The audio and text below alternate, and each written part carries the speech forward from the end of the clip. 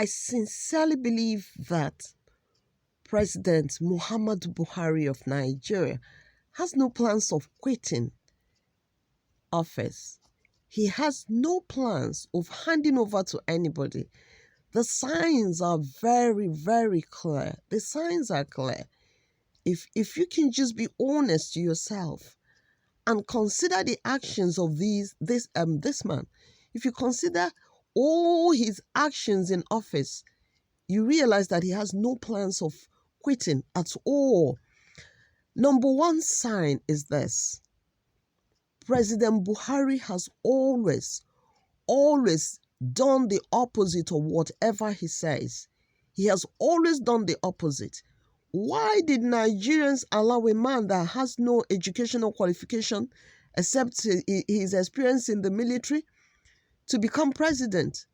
Because we thought he would use his military experience to bring an end to Boko Haram activities in Nigeria.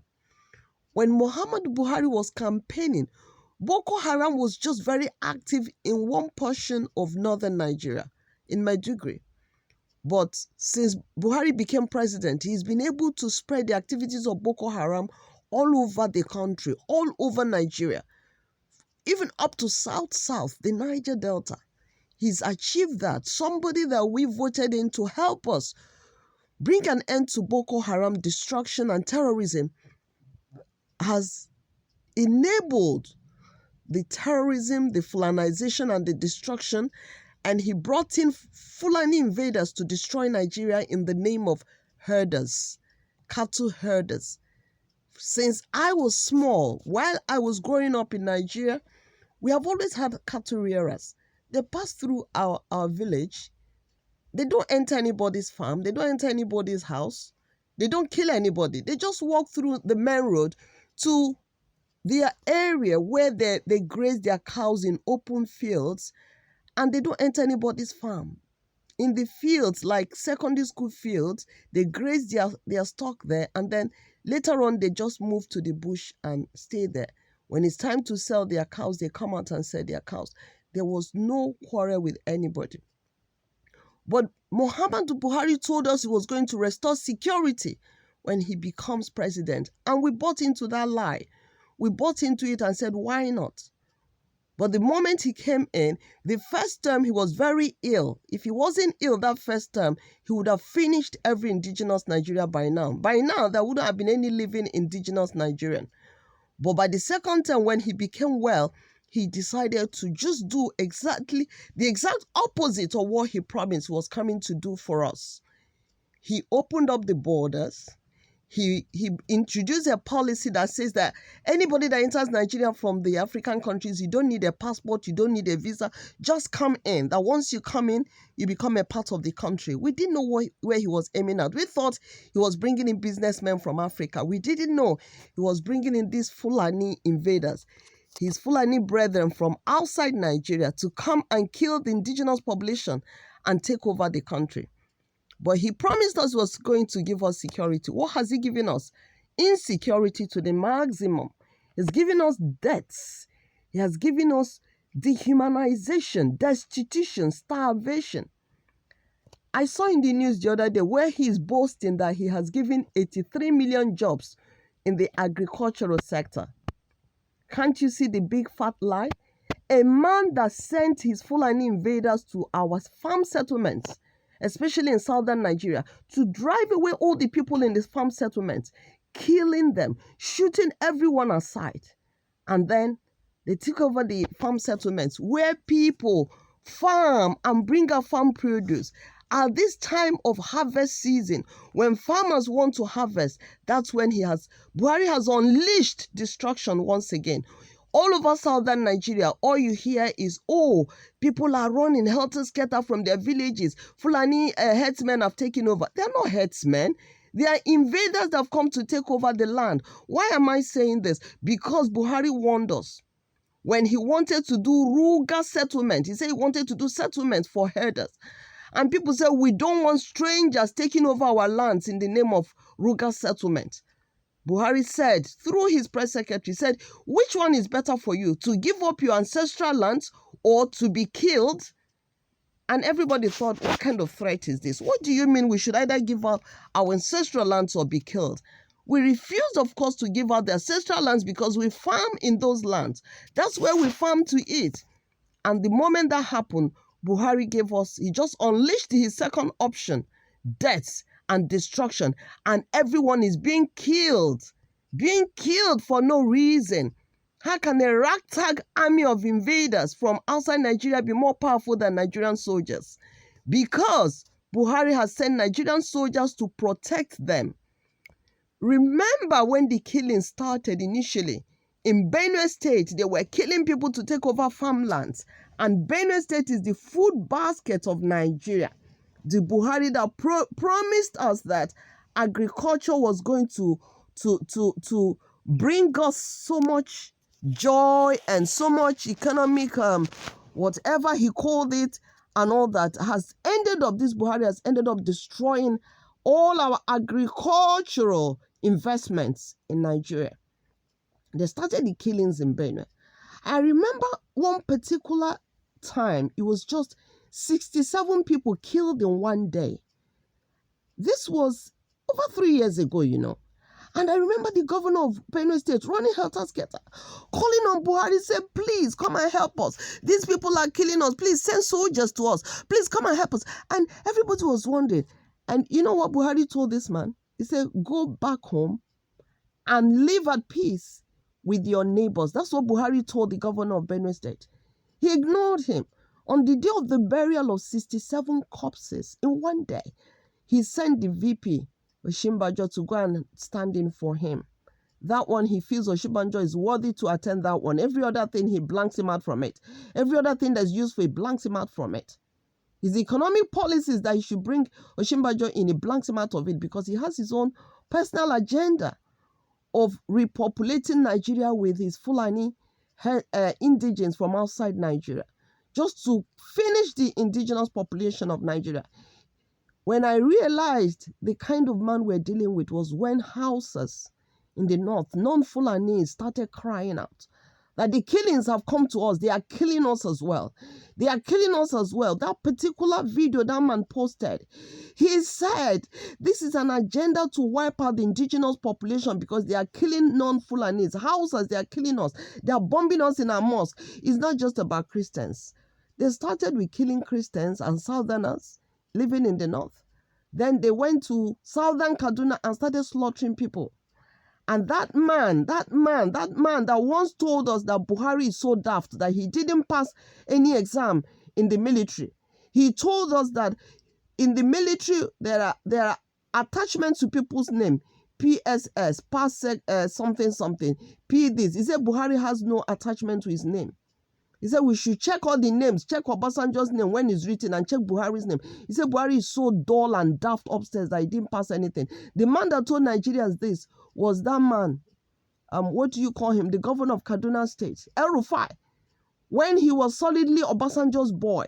When Buhari contested against Obasanjo, El-Rufai told us that Buhari is daft. He even went as far as telling us that Buhari is a fundamentalist Islamic jihadist, that he doesn't deserve to rule Nigeria. El-Rufai, today El-Rufai and Buhari are 5 and 6. El-Rufai is also a Fulani man like Buhari. El-Rufai is the one supervising the slaughter of indigenous Christians in Kaduna. When he finished supervising that, the killers looked around and said, there are no more Christians to kill. They started slaughtering the Hausas, who are non-Fulanese. El-Rufai, I want to tell you something about El-Rufai.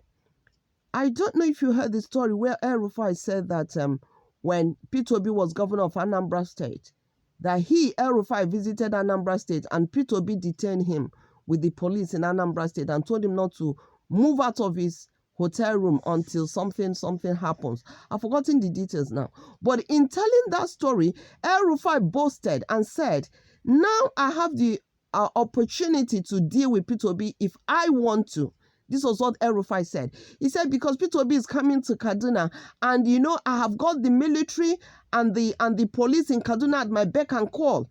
I can order them to arrest Obi, to do to Obi what Obi did to me. That was what El-Rufai said. So El-Rufai has the military and the police at his beck and call in Kaduna, yet El-Rufai cannot use them to stop this ragtag army of invaders from killing innocent people in Kaduna.